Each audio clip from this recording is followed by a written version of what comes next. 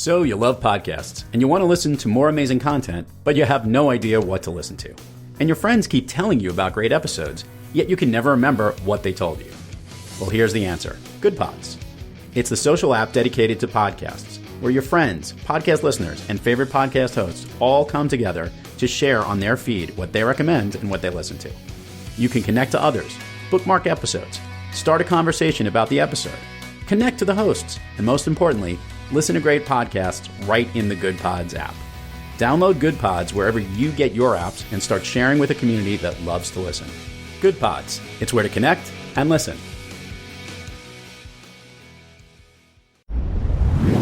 We interrupt this broadcast to bring you an important announcement. Thrive Loud is officially the best podcast ever. And Lou Diamond is still bald. That is all. Get ready to thrive loud with Lou Diamond.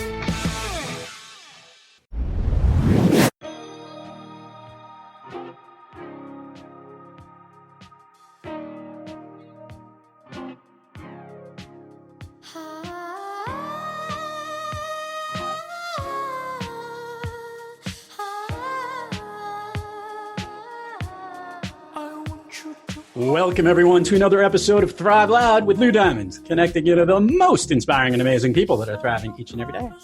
Today on Thrive Loud, we have a speaker, speaking coach, storyteller, and body language expert. She is the CEO of the Dynamic Dream Life Group.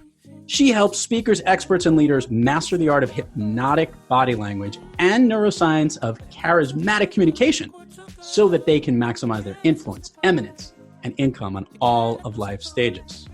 Recognized as one of the top embodiment coaches, she's helped over 250,000 people embody their message with passion and dynamic stage presence. She's a good friend of mine and soon to be a good friend of yours. Thrive Loud listeners, Holley Mignosi. Holley, how are you today? Hi, Lou. I'm so excited to be here. Thank you. Thank you. For those who are listening, you have to recognize that this is the complete package. Okay, we have an individual on the other end of the phone here who's smart. She sounds great. We've got to work on her getting her podcast up and running. Looks amazing and is going to provide us with a ton of information. So I am very excited about this. The only negative is that you're in California, I'm over here in New York. Too much distance between us. So we're trying to shrink it together. Sound good? Sounds good. So Holley, I want to talk about the work that you're doing right now, and specifically this body language stuff, because I think our listeners want to understand maybe a little bit of how this became your thing. So you can rewind the clock a little bit. Don't go all the way to the womb. I don't think anyone cares that far, but you never know. And talk about how that became your super gig thing that you're doing right now. Yes. Thank you for that. I kind of would say body language has always been a little bit of an interest. It's always been something that I've paid attention to just naturally. My father was a DJ and he was a big dancer. We always had music on in our house. We were always dancing and playing. My father was also an announcer for sports. So we were always some kind of sports going on in our house, whether it was swimming, just tossing the football or the frisbee around.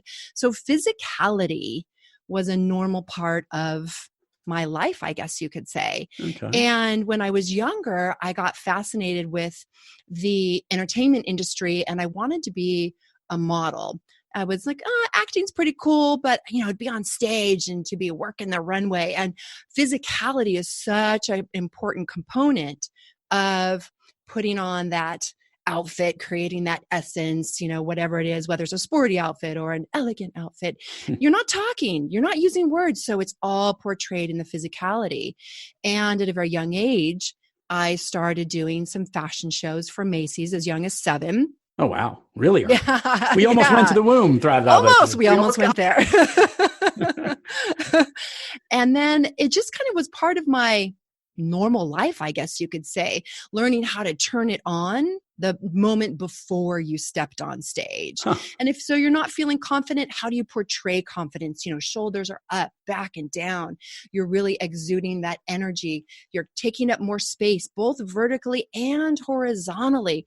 And you're really connecting and moving your body in a fun, dare I say, flirty way as you're connecting with the audience and yourself. So it was just kind of how I grew up, I guess you could say. Yeah, I like this, by the way, and it's really interesting because I speak about helping people connect so they can thrive. And a lot of it has to do with maybe what you say.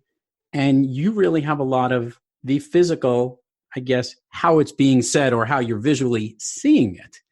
And I'm thinking about this right now because I'm about to give a speaking thing. And I'm like, wow, how was my posture? As you were saying those things, is my backpack? I'm like exuding confidence.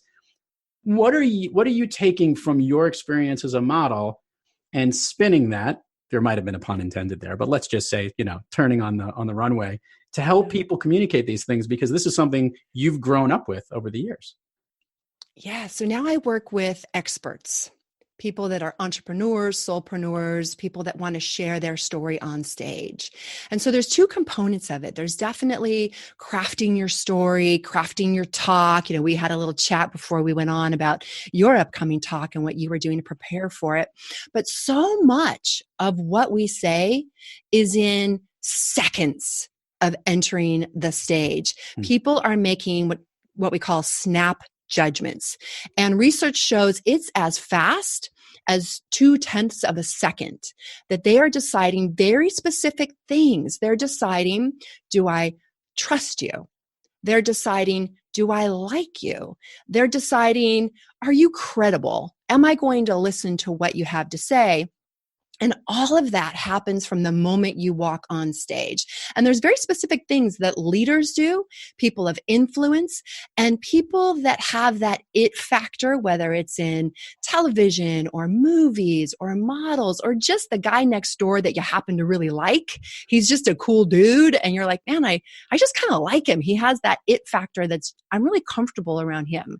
So there's very specific things that they're doing. So the cool thing is this is a learnable skill. This is something we can all do. Okay. And it's something we can do to gain trust, what I call that know, like, and trust factor with the audience. And when we're talking about stage, let me just kind of drive it home. My perspective is all of life is a stage.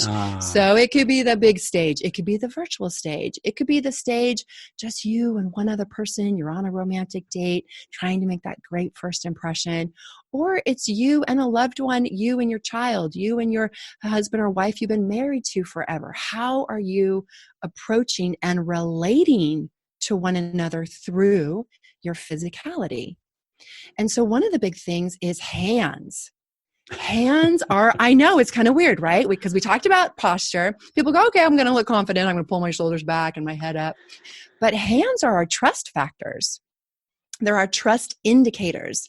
So for anyone out there that has an upcoming talk or you're going into a business meeting, I would say subtly enter with palms open. Yeah. Even a little bit of an open arm, like you'd see a friend you haven't seen in a long time. You'd open your arms as if you were going to hug them.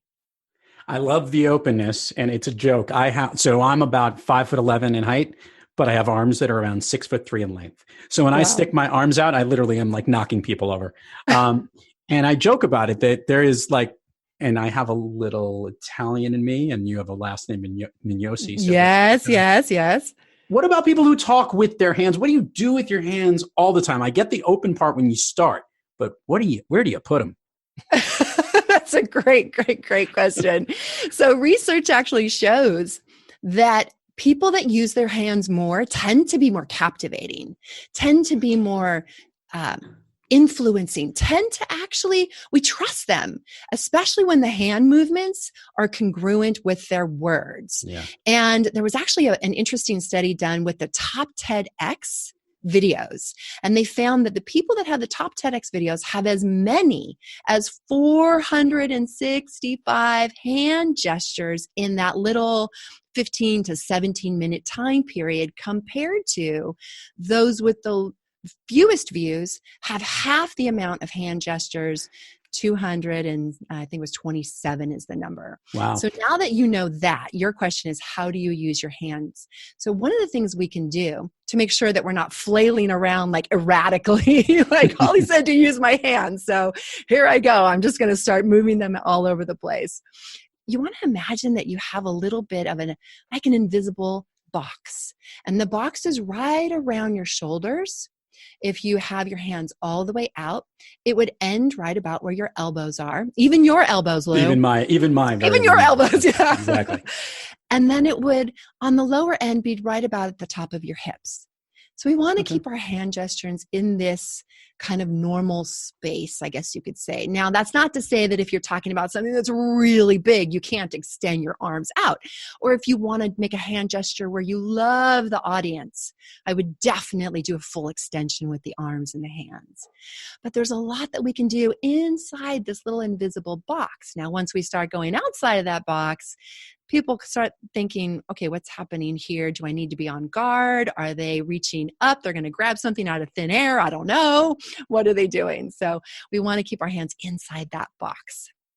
Holley, it's an interesting thing that I know that you cover because you're very good with hand gestures for charisma, leadership, and influence. Show me, I guess, a little bit or some examples of using your hands specifically for those three. Okay. So let's say you want to convey love. Okay. That you feel like something heartfelt. So now we're getting into trust. And trust is important for all of those elements: leadership, influence, and charisma. So you might make a gesture to your heart. Right. If you were speaking on stage, or if you were talking about someone that you really cared about, you might touch your heart. Now, I was watching a video with Wayne Dyer, Dr. Wayne Dyer, who's amazing speaker. He has this beautiful way when he's sharing that he would use his both hands. He would make a motion towards his heart and towards the audience. And he was doing this over and over, very gently, as if almost like in a circular motion with both hands. And it looked as though if you turn the volume down all the way, what his body was conveying is, I'm giving from my heart. I'm giving from my heart. I'm giving from my heart. So that's something you can do to create trust or more intimacy. Now, with leadership, leaders tend to have more space that they take up both vertically and horizontally. So that could be where the hands are on the hips, as we know to be the Superman or the Superwoman pose. Dun, dun, dun. Exactly. I saw The Rock speaking just a few days ago. Love him. As he was speaking, and we know he's definitely that alpha leader kind of persona. I mean, he's bigger than life physically, but also in his energy. And his arms were placed on the table. It was actually like a podium, and they were wide, and he was leaning in. Almost, if you could imagine a gorilla, right? How they kind of like lean in, taking big wide stance with their arms. Even though he was talking about something that was very sincere and very loving, he naturally takes up more space on that table with his hands. I'm going to jump in here just for a funny part about The Rock, Dwayne Johnson. In the movie Jumanji, the first movie, did you see this movie?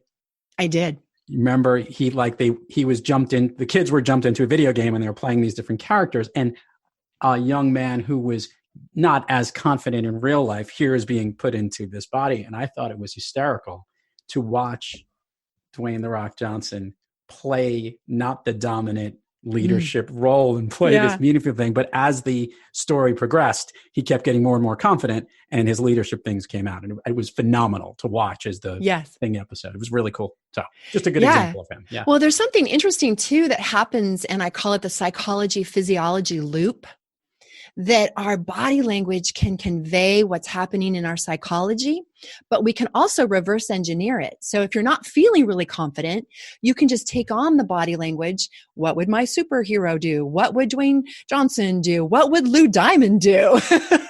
You can kind of take on that body language, so to speak, which is, by the way, what all models and actors do. All of them do this. So Holley, I want to ask this question because this is a good segue here. We get the hands and whether charisma, leadership, and showing influence. But my question has to do with movement.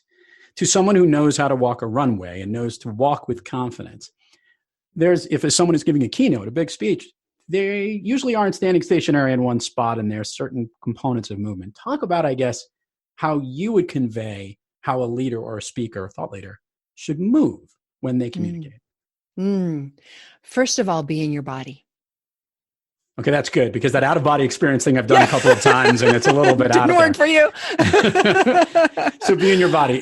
Help further expand on. Yes. So what I would say is breathe before going on stage, before going into that meeting. Breathe into your body. Put your mind into, it could be your stomach area, your heart area, your throat, and really breathe and connect to self. For some people, that means, like for me, I'll put one hand on my stomach, which is where we tend to hold fear or personal power or confidence, and the other hand on my heart. So really connecting inside. One of the most attractive things on stage is someone who feels really comfortable moving. They're not just a talking head. They're not just coming from the shoulders up, but they're comfortable moving, whether that's their shoulders or their hips or their feet. It's like they're gliding across the stage. And you have to be connected to your energy centers in the core in order to do that, as well as the ground beneath you. All athletes are innately connected, their feet to the ground, whether they're running, pushing, jumping, basketball, soccer, whatever it is, they've got that connection to the ground. And so I feel like a lot of speakers that I might see or experts, when they're sharing their message or speaking, they're really coming from their headspace and not really connected to their entire body and the ground. So breathing into the body, feeling the connection below you, and pushing off like a swag. Almost like if you imagine like a lion, how a lion moves. They're not just moving through their feet. I mean, you can imagine their shoulders are moving, their core is moving. All of it is commanding this presence. So that is one thing, actually two things we can do right there, which is connecting to the ground, breathing into our body, and then speaking, almost imagining that light is coming from your body and emanating out and connecting with the person that you want to connect with. Oh, I love that. And there's lots of other physicality things I know about eye contact and even your body positioning when you're speaking to one person, or if you're talking to a huge crowd, identifying people in the crowd. I actually get very much in the crowd. I walk off. There's no stage for me. I'm very much like, I feel like I'm, if you're old enough, Donahue walking into a studio audience. Yes.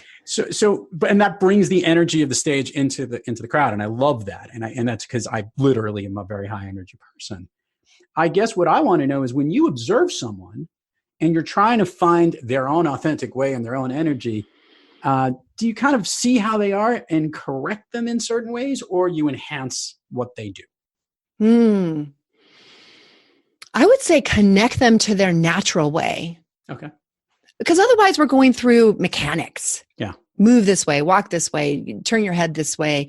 It's really connecting to their internal message, their internal way, their natural way. And that's going to come across so much more fluid.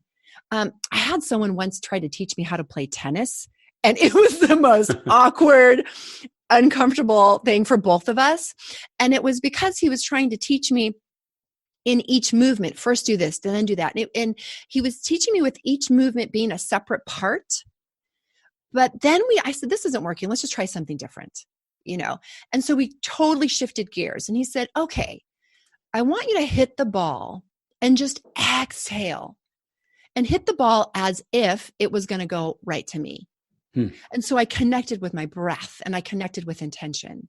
And coming from that place of breath, body, and intention, I think we can build this triad that then when we're connecting with our audience, our natural way comes through. I like that. I think that's simple, organic, and I guess a real clear way to communicate with that. Do you like doing this type of work versus when you were modeling and living that passion that you had when you were really young? Like, it's obviously a total transformation from the type of work you're doing to doing it to actually helping others do it well. Yeah, I got to go with what I'm doing now for sure. I mean, we evolve, right? And I loved what I did back then. And I think my natural state is to find something that I love and I'm passionate about and to help others do the same. So at that time, I loved emceeing fashion shows. I loved being in fashion shows. I was in TV commercials, even video games, and I loved the industry. So I loved helping other people break into the industry. So that's kind of naturally who I am. And now I've just found this passion for storytelling, personal storytelling, and really embodying your message all together. And here's what happens when I meet someone and I'm helping them craft their story, craft their talk, and really convey authentic communication from stage. I feel like I am looking at a walking, talking superwoman or superman. I like it. Because each person has such a powerful story of overcoming adversity, which is the classic superhero story. Mm-hmm. And now they're not standing in their story as a victim, but on their story as victory, that it's such an honor and a privilege. I just feel like the world needs to hear these powerful stories of transformation. And it's really an honor to be part of that journey. Holley, I love asking this question to guests on the show, and I'm curious to know where this goes. You've got your thriving business. You've got a great brand. You have a great message and a way of working with people that literally elevates you by the day. So the work that you're doing has already got you thriving. When you, Holley, have trouble thriving, who or what practice do you seek to get back on the thriving track? Thank you for that question, Lou. Before this weekend, I would have had a different answer. So I'm going to give you two answers, my before this weekend answer and my after this weekend and after. Then we're going to ask what happened this weekend. So before this weekend, exactly. Before this weekend, it would be going back into my body, going back into breathing, going back into meditation, going back into working out and doing the things that integrate me into my wholeness, which is whether it's running, doing yoga, weightlifting, and I do what's called a moving exercise or moving meditation. So I actually do mantras and I do prayer work and I do meditation while I'm physically taking care of my body. And that shifts my emotional state. That shifts my mental state. That shifts my perception, because when something's not going right, we have to fix one of two things, either a perception or a procedure. And if we can do both, then everything looks different. So the fastest way to do that is to get into that psychology, physiology loop. And if I move my body and change my body, then everything opens up for me. And I see the world differently. I see myself differently. I see my opportunities differently. And I see my challenges really as gifts. So that's my old answer, which still holds true. Okay. But the new answer? I want to hear the new answer first, and then I want to hear the cause. Yeah. Gosh, how do I explain this? The new answer is still all of that, but I'm going to be using a different modality from now on. I'm going to be including this organic way of moving, which starts with deep breathing, starts with going deep into my body. Where am I feeling confused? Where am I feeling there's a problem? Where am I feeling disconnected?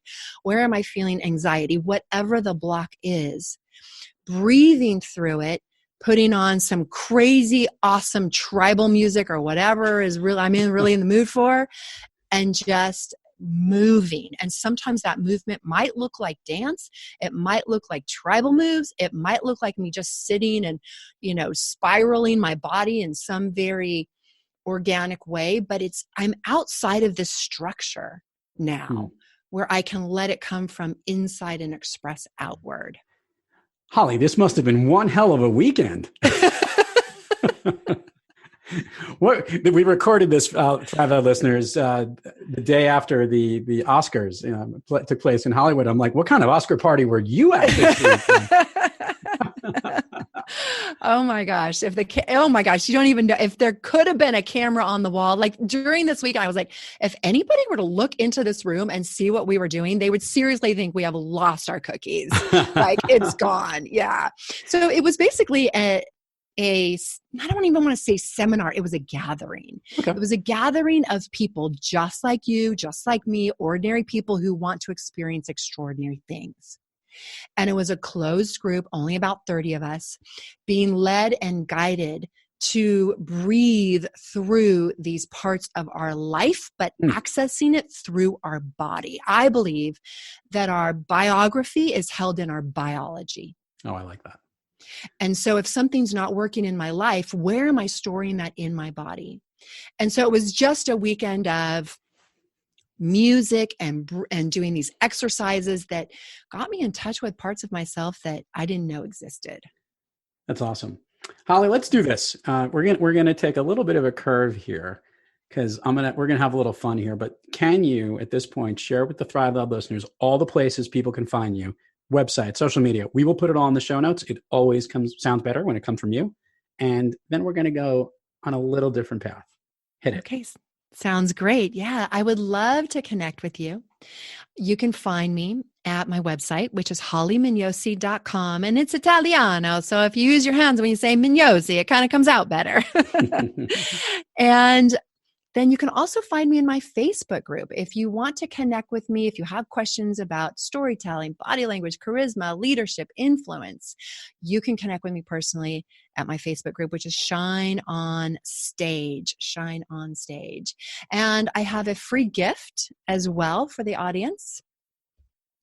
And that is going to be my hottest 15 hand gestures that you can use for mating, dating, and relating. Oh, so boy. Yeah. And who doesn't want that? You just made the top seller list on the Thrive Lab podcast page. All right, okay, keep going. But I think I have the link here. This should be hollymignosi.com/hot15. Yeah, at hollymignosi.com/hot15. You got it. Okay, awesome. We're going to do something a little different here. I'm scared. No, you shouldn't be, because I'm going to start Fun Street here, where we share with the listeners some of the fun things, and then I'm going to hit the brakes, and I'm going to let you help with something, because we spoke about this before the episode. So first of all, I have to read this, because normally I would ask you, what is your all-time favorite movie? And this is what Holley responded in our sign-up sheet for the podcast. She said, really? Just one? If Jaws, Grease, Titanic, and True Romance were all one movie, that would be it. So I want to say, this is one hell of a movie you put together. A thriller, a 50s flashback music classic, an epic long Titanic movie on a boat, and one of the best screenplays ever written by Quentin Tarantino, and one of the more violent movies. Holley, what is wrong? Variety is the spice of life, Lou. I can't pick just one. I mean, come on. We are complex human beings. So yeah, it's got to be all of them. It was pretty spectacular. I was like, but I guess one of the questions is all of those things: thrills, music, love, and danger, I guess, would be the only thing to go with True Romance. Mm-hmm. I guess are all part of the package of the spice of life for you. Would that be a well-rounded summary on my behalf here? I just like to feel. Oh, and I want to feel everything. I want to feel everything that life has to offer, whether it's love, thrilling, be scared, triumph, humor, the turbulence that life has, like in True Romance. Oh my gosh. Yeah, I mean, isn't it really about feeling? Always. I think that's great. If you had a song that was your jam, and now I've got this image of you after this past weekend, flailing around and doing all the movement things, but is there one song that you use that is your upbeat go-to thing? Is it a new tribal song that you have? Something of late. I know there's many songs out there, but one that gets you thriving when you want to. Okay. This is my new jam, okay? My new favorite song, if I can share that, is called You're the Sixes to My Nines. All right. By Big Wild. Yeah, it's a great song. I've got so many inappropriate things to say. I'm swallowing all of them. Okay. That is spectacular. You're my sixes to my nines. Well, got to check it out. I will definitely check it out. All right. So now what I'm going to do is I'm going to pass the microphone over to you. and meaning like the driver's wheel of the microphone, because we both had a microphone at this point. Mhm. Holly, you said you had some questions that our listeners can use, and you could use me as an example, as sort of like a little survey thing, and I could play along and dance with. You want to go down that route? You ready? Oh, that'd be so fun. I would love to. Let's do it. Okay. Okay. So this is, if you're listening, you like to play along. This is a few questions that I've created to test our body language IQ or EQ, because really the two are all rolled up into one. So Lou, I'm going to ask you a question, and it's going to be multiple choice. And if you're listening, you can think about what your answer would be. So I'll pause for our listeners to think about it. Yes. Okay. So yeah. And just so everyone knows, I can't see Lou, so I'm not giving him any inclination on what the correct answer is. So this is going to be fun. Okay. Okay, here we go. Ready? Mm-hmm. Number 1. Who is better at reading body language, men or women? Ooh, I'm going to go with women. Ding, ding, ding. All right. You are correct. You got it. The correct answer is women. Research finds that when men and women are connected to electrodes and we can watch the mapping of the brain, when men are reading body language, only 8 areas of the brain are lighting up. But when women are reading body language, as much as 15 different areas, so twice as much of the brain is perceiving micro expressions in the face as well in the body. So I always tell my friends, if you're out at dinner and some girl is flirting with your man and he says, what are you talking about? She wasn't flirting with me at all. He really doesn't see it. He doesn't see it. He really didn't get it. He didn't get it at all. Hold on, Holly. Thank you. Did I just get you off the hook? Thank you for sharing something that most men have experienced in their lives who have been with a significant other for a long period of time. And we have no idea. We're just clueless. But thank you. Okay, let's continue. This is fun. I like it. Okay, cool. All right, here we go. Number 2. In a group of people talking, what body part points to the alpha in the group? There's multiple choice. Okay. Is it A, the eyes, B, the heart, or C, the feet? Oh, I'm going to go feet on this. How did you know that? Ding, ding, ding. You're right. Okay, How did you know that? So I play poker. And I do know that it's the fight or flight type of thing. And in fact, what they always used to say was, if you really wanted to be a great poker player, you wish you had a glass table instead of a felt one, because if you got cards that you wanted to go in, you'll notice your feet are pointed forward right to the middle of the table. And if you have something and you're not quite sure you want to play it, your feet want to run the other direction. So yes, I would go with feet. And that's why ding, ding, ding. I knew that one. Yay. You're absolutely correct. Yes, that's absolutely correct. So, and how we can use this in conversation is if we're talking to someone, just casually look down at the feet. If both feet are pointed at you, then they're totally into the conversation. If one foot is pointed out, one of two things is happening. Either they want out of the conversation and they can't figure out how to get out, or something over there has their attention for a brief moment. So that's really cool that you know that. I'm so impressed. It's one of those things that when you go to connect with someone in a networking environment, it's not just about eye contact. You literally squaring shoulders, pointing your feet, because if you don't do that and you start to divert that, even the energy between the two people will start to go the other way and you'll lose that connection. So totally with you. Gotcha. Absolutely. Very cool. Very cool. Okay. Number 3. Here we go. Number 3. In a conversation, what does the alpha influence? Is it topic of conversation, A, B, pace of the conversation and when it ends, C, when to laugh, or D, all the above? I think this was a trick question, so I'm going to go D. You're right. Yeah. It's all the above. You're absolutely right. I will say I was leaning more towards B initially, but then the B and C were good. So I used some testing skills. Yeah. All right. That's absolutely awesome. Right. Yeah. All of those things. Yep. Wow. We tend to follow the alpha, whatever their cues are. We tend to fall in line. If they say, okay, conversation's done, or if they laugh, we laugh, even if we don't think it's funny. We just kind of play along naturally. So really great. Okay. Awesome. Number 4, and we have a total of 5 questions. Awesome. Number 4, which of the following statements is true? Okay. So this is a little bit of gender related to men and women. Got it. A woman can have varying degrees of alphaism in different situations. B, she is the same in every group. Or C, she's alpha all the time. So if she's always alpha, she's alpha in every context. So I'm going to go A at the first choice. Ding, ding, ding. Whoa. Again, 4 out of 4. Wow, you are right. She has varying degrees of alphaism. You're absolutely correct. She could be total head honcho at work and get home and say, I don't want to make a single decision. You decide what's for dinner. Interesting. I like it. All right. Yeah, really cool. I think I passed the test. Now I got to see if I could ace it. Now you got Right. number 5. Okay, no pressure. No pressure. Here we go. All right. This is actually one of my favorite questions. Number 5. Does the modern alpha embrace their faults or hide them? Oh, wow. I'm going to go that a modern alpha embraces them. Ding, ding, ding, ding. What? You got all 5 correct. I can say that's never happened. That is so good. This is, I am not thriving loud, listeners. I am thriving the loudest. Yes.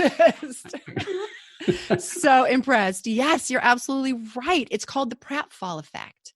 And what they did is they took 2 groups of people, did a little research, and they had them watch women who were doing demonstrations on like juicers. And they told one woman who was an actress and said, do everything perfect, do everything right, do everything just perfect. And then the second actress, they said, spill the juice, make a couple of errors. You can even put in the wrong ingredients, whatever you want to do. And then afterwards, they had both groups of people evaluate who they felt more connection with, who they felt they would buy the product from. And the person who made the mistakes, they felt was more genuine, more honest, and they felt more connection. And that's the person who they would buy from. So it's called the pratfall effect. Yeah, you're absolutely right. Understand that Thrive Loud listeners, I very rarely ace tests, but I feel good about this one. But I also love what you've messaged here, because I think this is important, that these are the types of questions, things we have to know about people today as we meet with them, connect with them. And Holley, you've got it going on. You've definitely got this important about the physicality is so important today, because it's literally reading a room, but also it's those extra senses of how important it is that you're being perceived. We've had Sylvie DeGiusto on the show who says, people will judge you in 7 seconds. I loved your thing. It takes like 0.2 seconds for you to make a judgment about someone. So having an understanding of that is essential. And I am so glad we had you on today to share all this, because I think this was absolutely awesome and spectacular. Well, thank you, Lou. It's been so much fun to share all this fun tips and these ways of life that can help people thrive to the next level and do it with charisma, leadership, fun, no matter whether you're, do I say it again, mating, dating, or relating, we're all doing it. So thank you so much for having me. It was totally a pleasure, Holley. And to all our Thrive Out listeners out there, thank you for joining us. And until next time, keep thriving onward and upward. And remember, be brief, be bright, be gone. When I look in your eye and you're holding me tight, we're in love, you and I. You turn my 6s to 9s. You've been listening to Thrive Loud with your host, Lou Diamond. Check us out on the web at thriveloud.com and follow us on Instagram, LinkedIn, Twitter, and Facebook at Thrive Loud. And check us out on the Good Pods app at Thrive Loud, where you can follow, listen, and connect directly to Lou and all of the Thrive Loud episodes. Thanks for listening.